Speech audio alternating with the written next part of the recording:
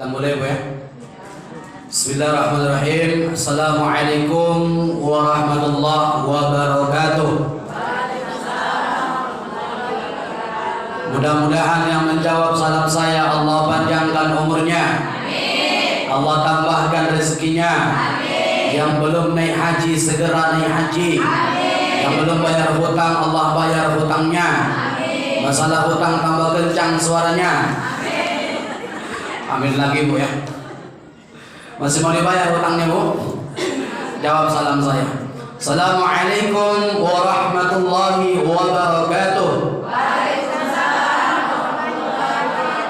Alhamdulillah kalau masalah hutang ini semua menjawab. Tadi saya datang karena memang pesan dari Ustaz sama Mirja, ibu-ibu di Masjid Taqwa Desa Harapan itu orangnya on time. Jam 2 biasanya sudah ramai. Ustaz, kalau jam 2 sudah harus ada di sana. Baik Ustaz. Saya tadi sholat Jumat di Suriname jam 1:34 saya sudah langsung berangkat dalam keadaan hujan turun. Ternyata saya sampai ibu-ibu belum ada di masjid. Tapi nggak apa-apa. Biasanya memang ibu-ibu kalau siang-siang seperti ini banyak yang lupa ingatan. Apalagi kalau harinya hari Minggu. Kalau hari Minggu biasanya ibu-ibu tempatnya ada 2. Satu di mall, yang kedua di pesta. Pulang dari pesta kumat darah tingginya. Datang suaminya, dibawanya istri ke dokter. Kata dokternya, Pak, di pesta tadi istri Bapak makan sop kambing. Tidak. Rendang kambing, tidak juga. Sate kambing, tidak juga. Ternyata suaminya cerita, tadi di pesta Pak Dokter, istri saya ngambil nasi di meja tamu. Dia lewat dari meja 1, ada ibu-ibu makan seperti ini. Di 5 jari ibu itu ada 5 cincin emas. Kumat dari darah tinggi istri saya. Mudah-mudahan hari ini kita orang-orang yang dimuliakan Allah. Amin ya rabbal alamin. Ibu-ibu yang dimuliakan Allah Subhanahu wa ta'ala, yang terhormat Ibu Ketua Perwilitan kita, mudah-mudahan Allah panjangkan umurnya. Amin ya rabbal. Allah tambahkan rezekinya. Setiap langkahnya mudah-mudahan dilindungi Allah Subhanahu wa ta'ala. Amin ya rabbal alamin. Ibu-ibu yang dimuliakan Allah Subhanahu wa ta'ala, hari ini sudah tanggal berapa Bu? 24 Februari 3 tanggal berapa tadi Bu? Hah? 24 Februari. Ibu-ibu yang dimuliakan Allah Subhanahu wa ta'ala, tanggal 24 Februari hari Jumat hari ini bertepatan dengan tanggal 3 Syakban. Tanggal berapa Bu? Syakban. Ibu-ibu yang sebelah sana nampaknya ini baru fokus. Nanti ibu-ibu nggak tahu kajian hari ini. Ada sebuah kisah ibu-ibu pergi ke tempat majelis pengajian. Di pengajian dia tidur karena memang tidur yang paling nikmat tidur di tempat ceramah. Dia tidur, dia nggak mendengarkan pengajian. Kata ustadznya, mari bersyukur kepada Allah. Pendengarannya, mari bersyukur kepada Allah. Pulang bawa anak. Tadi anak dibawa nggak pakai gigi. Pulang ternyata anaknya sudah punya gigi. Ternyata anak orang diambilnya karena dia tidur, nggak dengarkan pengajian. Ibu-ibu yang dimuliakan Allah Subhanahu wa ta'ala, dan ada juga orang dengar pengajian tapi dia nggak fokus dengar pengajian, habis itu mati dia. Mudah-mudahan di sini tak ada Bu ya. Amin ya rabbal alamin. Ibu-ibu yang dimuliakan Allah, tanggal 24 Februari bertepatan pada tanggal 3 Syakban. Betul Bu? Syakban itu artinya apa? Syakban itu artinya, ibu-ibu yang dimuliakan Allah, adalah jalan terjal atau lereng gunung. Maksudnya apa?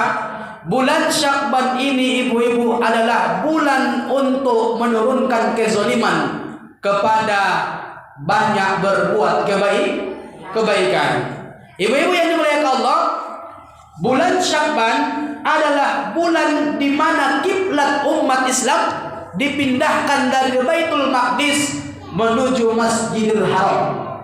Dulu kiblat kita ibu-ibu bukan di Ka'bah. Dulu kiblat umat Islam bukan di Ka'bah. Di mana, Bu? Di mana, Bu? Baitul Maqdis, Masjid Aqsa. Nabi sholat jadi Baitul Maqdis, bukan di Ka'bah, bukan Masjid Haram. Tapi Nabi sholat Baitul Maqdis itu ibu-ibu berbanding lurus dengan patung-patungnya orang kafir. Baitul Maqdis itu berbanding lurus dengan patung-patungnya orang kafir. Maka Nabi takut kalau sholatnya tetap di Baitul Maqdis, nanti orang kafir bilang Nabi itu sholat menghadap patung mereka. Maka Nabi selalu menengadahkan wajah ke langit. Dia berharap Allah pindahkan kiblat umat Islam. Akhirnya apa kata Allah? Fawalli wajhaka syatral Masjidil Haram. Maka palingkanlah wajahmu ke Masjid Haram kata Allah. Maka saat ini kiblat kita di mana? Di mana, Bu?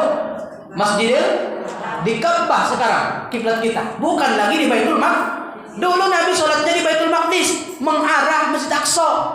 Tapi ketika Nabi lihat ternyata ada patung-patung di depan Baitul Maqdis itu, Nabi takut nanti orang kafir mengira umat Islam ini menyembah patung mereka. Maka Nabi minta kepada Allah supaya Allah pindahkan kiblat umat Islam. Akhirnya Allah bilang, "Fawalli wajhaka syatral Masjidil Haram." Palingkanlah wajahmu ke Masjid Haram kata Allah. Maka kiblat kita sekarang di Ka'bah. Terjadinya kapan, Bu? Terjadinya pada bulan Sya'ban. Ini bulan Sya'ban, bulan dipindahkannya kiblat umat Islam. Ibu-ibu yang dimuliakan Allah Subhanahu wa taala, seorang syekh bernama Sayyid Muhammad Alawi Al-Maliki Al-Hasan Al-Makki dalam kitabnya Maza fi Sya'ban. Apa kata beliau, ibu? Kitabnya itu bernama Maza fi Sya'ban. Apa yang terjadi di bulan Sya'ban?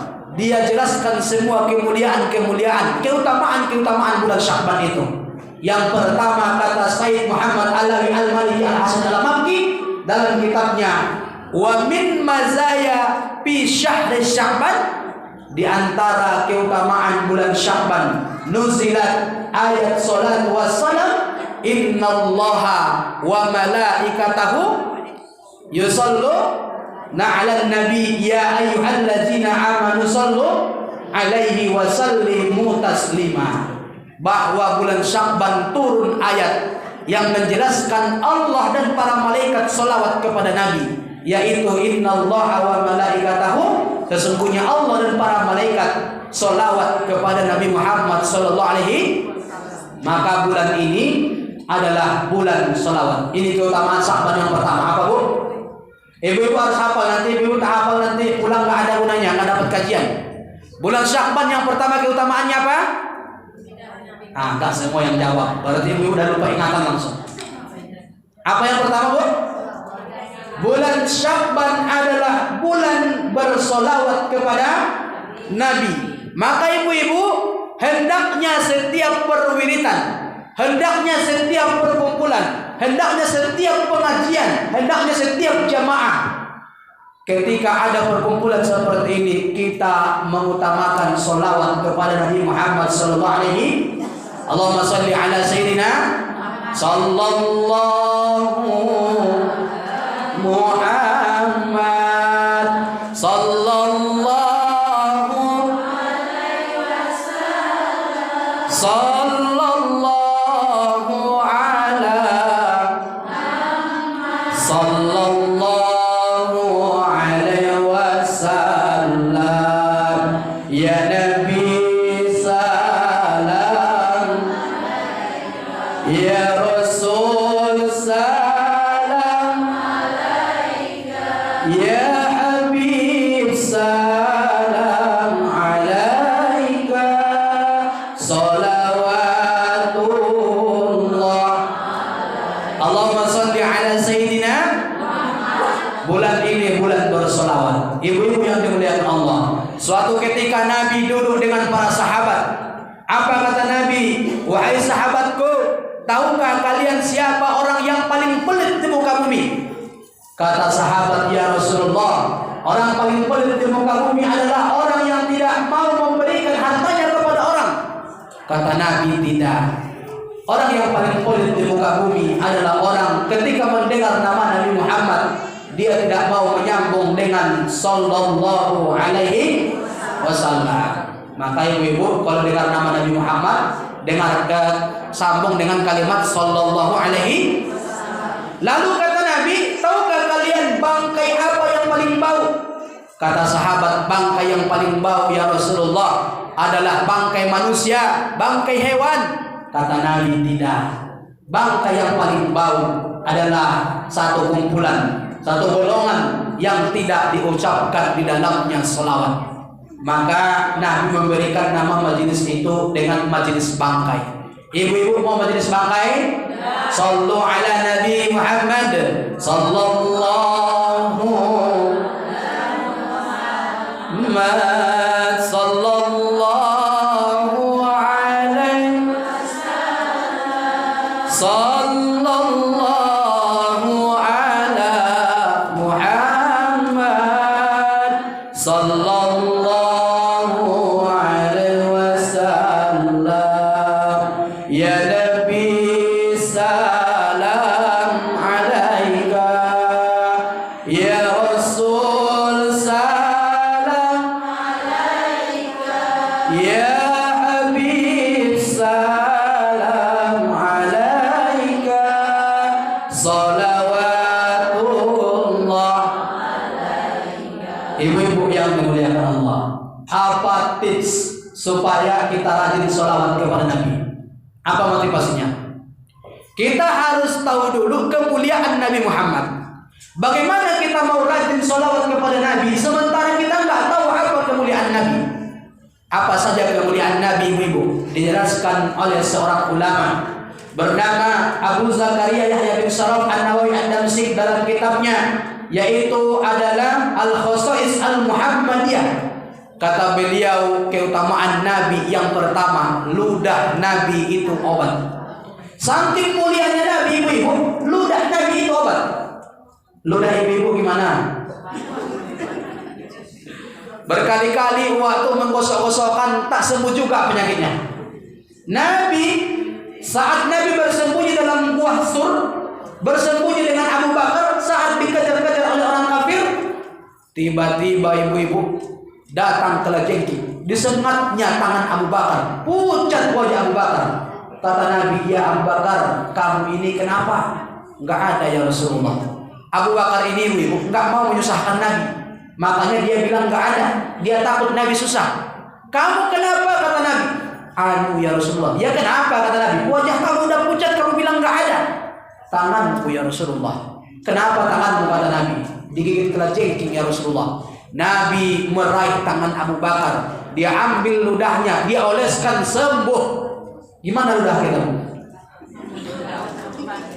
Itulah mulianya Nabi Muhammad SAW. Darah Nabi itu obat, ibu-ibu. Darah Nabi.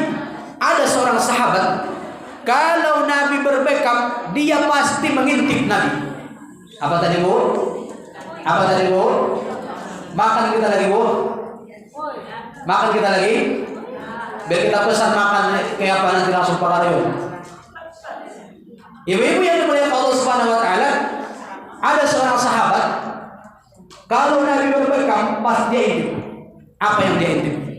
Di mana darah Nabi dibuang. Ketika dia tahu di mana darah Nabi dibuang, dicarinya, diminumnya darah Nabi. Saking mulianya Nabi Muhammad sallallahu alaihi, sampai darahnya itu pun obat. Kita dengan darah kita sendiri kadang-kadang jijik kita. Darah Nabi itu obat. Itu mulianya Nabi Muhammad sallallahu alaihi wasallam. Lantas apa yang menghalangi hati kita untuk berselawat kepada Nabi Muhammad sallallahu alaihi wasallam? Ibu-ibu yang muliakan Allah, Syekh Ibnu Hajar Al-Haytami dia jelaskan dalam kitabnya, yaitu dalam kitab Nurul Mandur Salawat wassalam ala Sayyid Al-Maqam Al-Mahmud. Kata beliau, saat Nabi naik dari langit ke-7 menuju Sidratul Muntaha, pas waktu Isra Mi'raj itu terjadi peristiwa yang sangat menegangkan. Apa peristiwanya, ibu-ibu? Ada satu malaikat tidak menyambut kedatangan Nabi, sementara malaikat yang lain menyambut kedatangan Nabi. Mereka bergemuruh selawat kepada Nabi. Tapi ada satu malaikat tidak menyambut kedatangan Nabi. Dia nggak salawat kepada Nabi. Kata Syekh Ibnu Hajar Al-Haytami, Allah patahkan sayap malaikat itu. Saking mulianya Nabi Muhammad sallallahu alaihi, Allah patahkan sayap malaikat itu. Lalu Nabi menuju pintu Sidratul Muntaha. Tiba-tiba datang malaikat Jibril menemui Nabi. Kata Muhammad Nasiruddin As-Samarqandi dalam kitabnya Tanbihul Ghafilin, apa kata malaikat Jibril? Ya Rasulullah, saya ini tak bisa lagi menemanimu berjalan untuk perjalanan selanjutnya. Kata Nabi Muhammad, adakah seorang sahabat sejati berani membiarkan sahabatnya berjalan sendiri? Kata Jibril kepada Nabi, ya Rasulullah, andaikan satu langkah saja kulangkahkan kakiku ke dalam Sidratul Muntaha itu, maka tubuhku akan terbakar. Itu hebatnya cahaya Allah. Sampai ketika Jibril dekat dengan Allah, Jibril pun terbakar. Tapi yang lebih luar biasanya, kata Abu Hamid Muhammad bin Muhammad Al-Ghazali dalam kitabnya, kata Sayyid Abu Zakaria Yahya bin Sharaf An-Nawawi Ad-Damsyik, Sayyid Muhammad Al-Maliki Al-Hasan Al-Makki, kata mereka dalam kitab-kitab mereka, kami heran, kami bingung. Jibril sebagai rajanya para malaikat tak boleh masuk ke dalam Sidratul Muntaha, tapi Nabi Muhammad bisa masuk. Kurang mulia apalagi Rasulullah sallallahu alaihi. Yang paling kami herankan, kata mereka bertiga ini, imam yang tiga ini, ulama yang tiga ini, Jibril sebagai raja malaikat tak boleh masuk ke dalam Sidratul Muntaha, tapi sandal Nabi Muhammad boleh masuk. Sandal Nabi Muhammad boleh itu mulianya Nabi Muhammad. Apa yang menghalangi kita selawat kepada Nabi? Kita harus tahu apa kemuliaan Nabi. Sandal saja hanya berdempetan setiap hari dengan telapak kaki Nabi, sudah dimuliakan Allah. Apalagi kita umat Nabi Muhammad, kalau banyak selawat, pasti kita akan dimuliakan Allah Subhanahu wa ta'ala. Man shalla alayya salatan, siapa yang berselawat kepadaku satu kali selawat, kata Nabi, maka sallallahu alaihi biha, Allah akan berselawat kepadanya asyran 10 kali. Maka Bapak Ibu, kita selawat sekali, Allah selawat kepada kita 10 kali. Sedangkan sandal hanya berdempetan dengan telapak kaki Nabi, dimuliakan Allah. Apalagi kita umat Nabi Muhammad, kalau banyak selawat, kita akan dimuliakan Allah Subhanahu. Sallu ala Nabi Muhammad sallallahu Muhammad. Kurang kencang suaranya, Bu. Sallallahu alaihi wasallam. Sallallahu ala Muhammad. Sallallahu alaihi wasallam. Ya Nabi salam, ya Rasul salam, ya Habib salam alaika, salawatullah alaika. Allahumma sholli ala Sayyidina Muhammad. Ibu-ibu yang dimuliakan Allah, saking mulianya Nabi, Allah pun masih memuliakan kita. Ibu-ibu, kenapa enggak dibuka Allah aib kita sekarang? Apakah kita karena hebat? Tidak. Tapi karena mulianya Nabi Muhammad, sampai aib kita pun ditutup Allah sampai saat ini. Andaikan Allah buka aib kita sekarang, laut pun tak cukup menjadi tinta untuk menuliskan aib-aib kita itu, saking banyaknya aib kita. Tapi Allah tutup aib kita, bukan karena kita. Allah masih sayang kepada Nabi Muhammad sampai Allah muliakan umat Nabi Muhammad itu. Allahumma shalli ala Sayyidina. Ibu-ibu, tahu kemuliaan kita sebagai umat Nabi Muhammad? Tahu tidak, Bu? Nabi Adam pernah datang kepada Allah. Kata Ibnu Hajar, Syekh Al-Hafiz Ibnu Hajar dalam kitabnya Bidayatul Hidayah, Nabi Adam pernah datang kepada Allah. Apa kata Nabi Adam? Ya Allah, aku cemburu 4 perkara kepada umat Nabi Muhammad. Kenapa kamu cemburu kepada umat Nabi Muhammad? Yang pertama, kata Nabi Adam, aku makan buah khuldi di surga, buat dosa di surga, engkau buang ke dunia. Umat Nabi Muhammad tiap hari zina, maksiat, mencuri, bahkan membunuh. tapi setelah dosa mereka dihakimi, engkau buang mereka ke dalam surga. Cemburu Nabi Adam kepada kita sebagai umat Nabi. Yang kedua kata Nabi Adam, aku buat dosa di surga, makan buah khuldi dalam keadaan pakai baju, tapi engkau buang ke dunia dalam keadaan tidak pakai baju. Tapi umat Nabi Muhammad tiap hari maksiat, zina dalam keadaan telanjang, bahkan ada yang mencuri, bahkan ada yang membunuh, tapi aib mereka engkau tutup, kata Nabi Adam. Cemburu Nabi Adam kepada kita sebagai umat Nabi Muhammad. Apa kata Nabi Adam yang ketiga? Aku buat dosa di surga, tapi azabku spontan engkau berikan. Engkau buang aku langsung ke dunia. Hawa berada di ufuk barat, aku berada di ufuk timur. Itu pun 40 tahun baru engkau pertemukan, kata Nabi Adam. Umat Nabi Muhammad tiap hari zina, tiap hari maksiat, tiap hari membunuh, bahkan tiap hari mereka berbuat dosa. Tapi ajak mereka engkau tangguhkan sampai nanti di akhirat. Bukan karena kita, karena mulianya Nabi Muhammad sampai Allah muliakan kita. Ibu-ibu yang mulia Allah, umat Nabi Lut, laki-laki sama laki-laki sama-sama suka, Allah langsung balikkan kampungnya, spontan azab mereka. Ada lagi umat Nabi, kalau zina, Jibril itu langsung disuruh Allah membuat merek di pintu mereka, ahli zina, permanen, tak bisa dihapus. Itu zaman dulu, ajab mereka spontan. Manusia di dunia ini tiap hari zina, tiap hari maksiat, tapi azabnya Allah tangguhkan sampai nanti di akhirat. Andaikan Allah sudah tak sayang kepada Nabi Muhammad, kita sudah Allah kiamatkan sekarang. Kenapa Allah masih sayang kepada kita? Karena Allah masih sayang kepada Nabi Muhammad. Kita hidup ini bukan karena kita sendiri, tapi karena Allah masih sayang kepada Nabi Muhammad sampai Allah masih muliakan kita. Allahumma sholli ala sayyidina Muhammad. Kata Nabi Adam, ibu-ibu, kenapa ketika engkau pisahkan dengan Hawa, doaku 40 tahun baru engkau kabulkan. 40 tahun engkau pisahkan aku dengan Hawa. Ketika aku naik ke atas bukit Jabal Rahmah, aku berdoa, ya Allah, aku berdoa mengatasnamakan Nabi Muhammad. Dengan kemuliaan kekasihmu Muhammad, pertemukan aku dengan Hawa. Ketika aku doa mengatasnamakan Nabi Muhammad, baru engkau pertemukan aku dengan Hawa. Apa kata Allah? Dari mana engkau tahu Muhammad itu ada, sementara dia belum lahir, kata Allah. Apa kata Nabi Adam?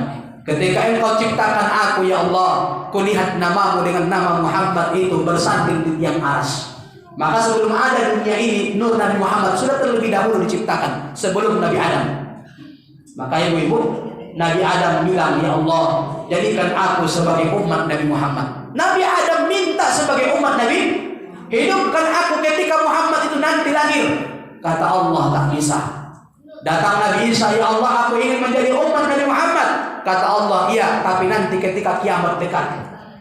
Maka Nabi Isa akan dibangkitkan oleh Allah sebagai umat Nabi Muhammad, bukan sebagai Nabi. Nabi Isa nanti muncul bukan sebagai Nabi, tapi sebagai umatnya Nabi Muhammad sallallahu alaihi. Kurang mulia apalagi Rasulullah sallallahu alaihi. Lantas apa yang menghalangi hati kita untuk salawat kepada Nabi? Syahrul Sya'ban, bulan Sya'ban adalah bulan tempatnya untuk banyak bersalawat kepada Nabi Muhammad sallallahu alaihi. Sallallahu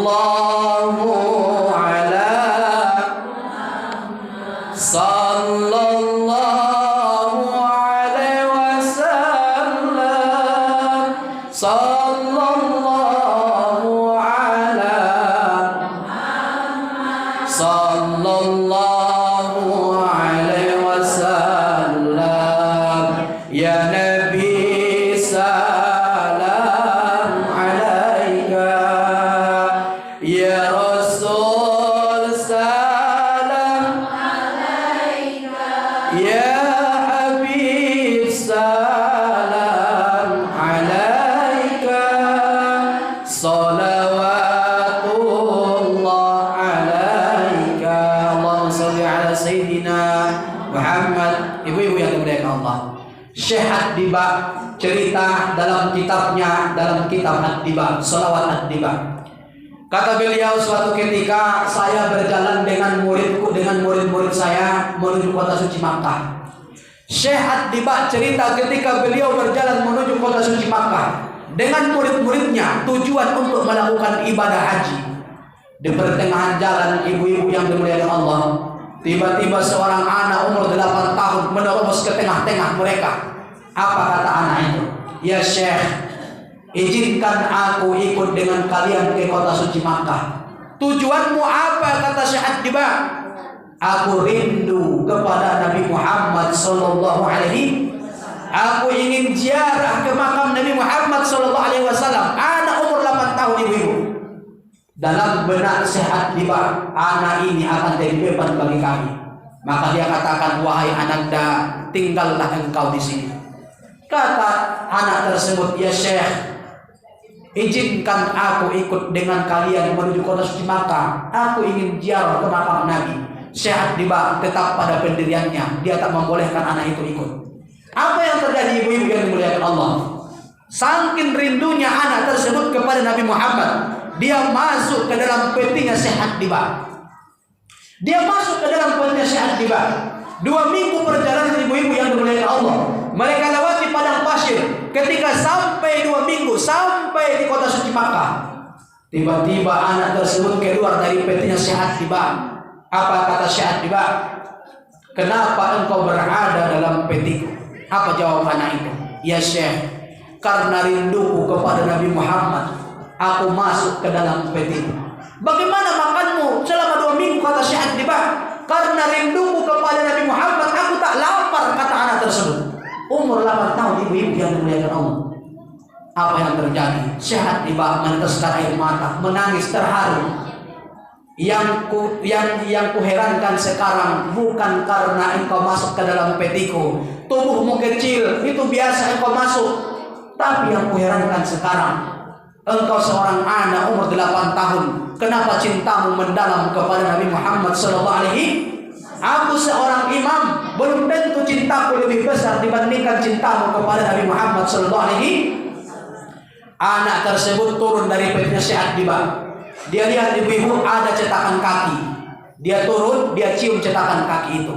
Apa kata anak tersebut? Ya Syekh, apakah ini cetakan kaki Nabi Muhammad sallallahu alaihi wasallam? Kata Syekh Ad-Diba, benar sekali. Setelah dia cium cetakan kaki itu, dia meninggal. Saking rindunya kepada Nabi Muhammad sallallahu alaihi. Satu riwayat mengatakan anak tersebut lanjut ziarah ke kota Madinah, ke makam Nabi Muhammad. Saat dia ziarah, ibu-ibu, di pertengahan dia ziarah, pecah jantungnya di samping makam Nabi Muhammad sallallahu alaihi. Seorang anak rindu kepada Nabi, pecah jantungnya saat dekat makam Nabi Muhammad. Makamnya dibuat di pertengahan, di perbatasan antara kota Madinah dengan kota yang lain. Suatu ketika Syekh Ad-Diba rindu kepada anak tersebut. Dia datang ziarah ke makam itu. Ternyata makam anak tersebut sudah pindah, berjalan ke makam Nabi Muhammad sallallahu alaihi. Maka saat ini dikenal dengan sebagai makam berjalan. Ibu-ibu nanti kalau berangkat haji, berangkat umroh, cari di mana makam berjalan. Cari nanti, Bu, kalau pergi ke kota Madinah, cari di mana makam berjalan. Itu kisah seorang anak rindu kepada Nabi. Saat dia ziarah di makam Nabi, pecah jantungnya. Maka makamnya dibuat di perbatasan Madinah, tapi makam itu berjalan ke dekat makam Nabi Muhammad sallallahu alaihi. Maka ibu cari nanti di mana makam berjalan. Nanti kisahnya seperti itu. Ibu-ibu yang dimuliakan Allah Subhanahu wa taala. Suatu ketika Nabi Muhammad sallallahu alaihi wasallam duduk dengan para sahabat. Nabi memejamkan mata. Dia tundukkan kepalanya. Kaki seorang sahabat tiba-tiba berbanding lurus dengan wajah Rasulullah sallallahu alaihi wasallam. Tiba-tiba air mata Nabi menetes ke kaki sahabat itu. Apa kata sahabat? Ya Rasulullah, masalah apa yang menimpamu sehingga engkau menangis? Andaikan ada orang yang jahat kepadamu, kami yang terlebih dahulu membelamu, kata sahabat itu. Rasulullah SAW mengangkat wajahnya. Dia pandangi satu persatu wajah para sahabat dengan penuh pengharapan. Apa kata Nabi? Aku sedang rindu kepada saudaraku, kata Nabi. Aku sedang rindu kepada saudaraku. Bukankah kami ini saudaramu ya Rasulullah, kata sahabat. Kata Nabi, antum ashabi, kalian ini sahabatku, bukan saudaraku, kata Nabi. Lalu siapa saudaramu ya Rasulullah? Kata Nabi Shallallahu Alaihi Wasallam, kalian ini sholat denganku setiap hari, lalu berkumpul denganku setiap hari, berjamaah denganku setiap hari, bergurau denganku setiap hari, lalu kalian cinta kepadaku, itu biasa kata Nabi.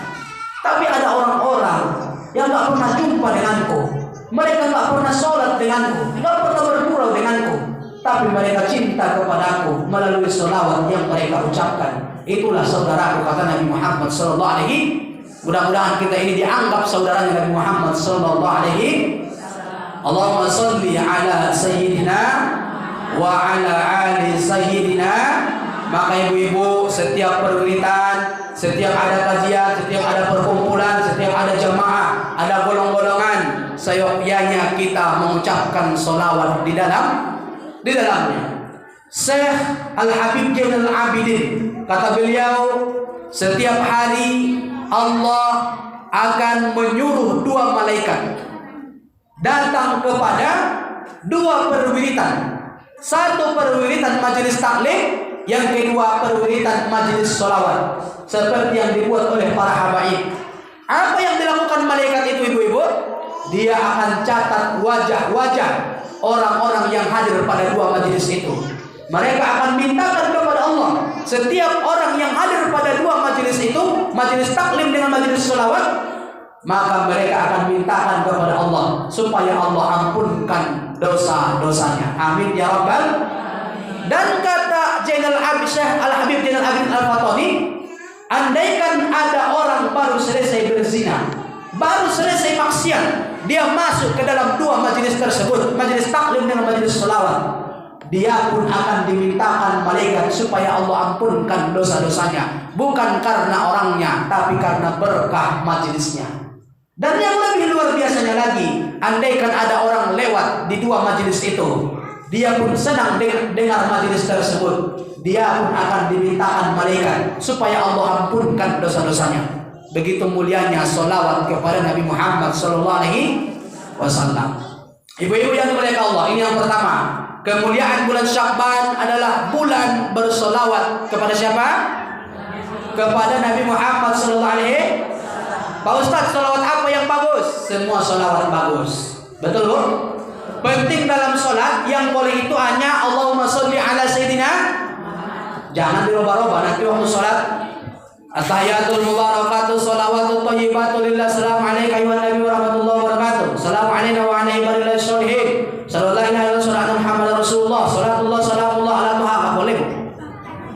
Selain dalam solat, solawat apa saja boleh. Mau solawatnya orang kira Sumatera Barat, silahkan. Solawatnya orang Medan, silahkan.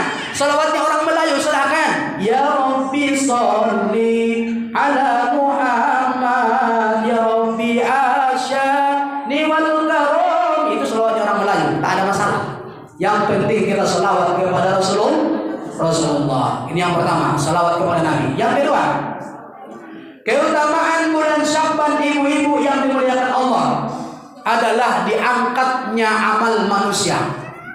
Diangkatnya amal manusia, baik amal siang, baik juga amal baik amal yang kecil, baik juga amal yang bulan ini bulan diangkatnya amal kita, maka banyak beramal ibu-ibu.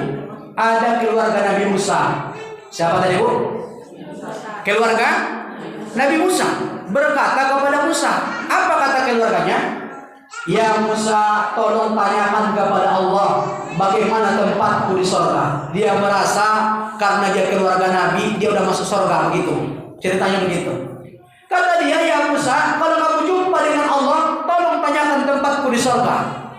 Ketika Nabi Musa berjumpa dengan Allah, bercakap-cakap dengan Allah, apa kata Nabi Musa? Ya Allah, saudaramu bertanya bagaimana tempatnya di sorga. Apa kata Allah?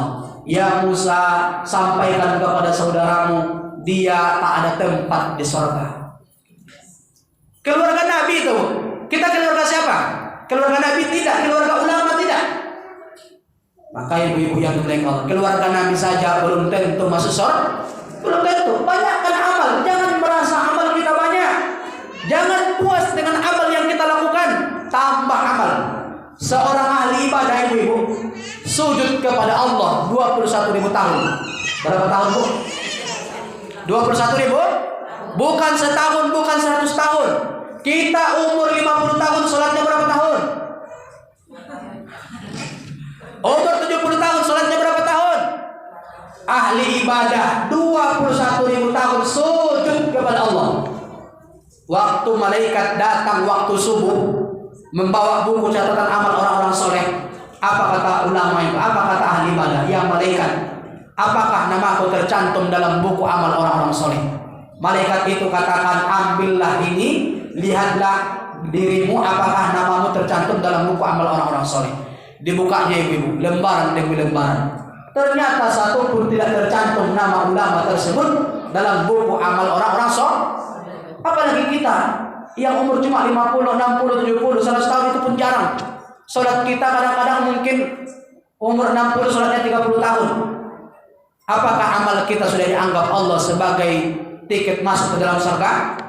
Maka ibu-ibu, bulan Sya'ban ini perbanyak amal, karena bulan ini adalah bulan diangkatnya amal manusia, terutama ibadah sholat. Tak bisa sholat berdiri, silahkan sholat duduk. Tak bisa duduk, boleh berbaring. Tak bisa berbaring, isyarat. Tak bisa isyarat, mati saja kan. Umur 7 tahun suruh sholat, 10 tahun tak sholat, 50 tahun tak sholat, disolatkan. Perbaiki amal kita ibu-ibu.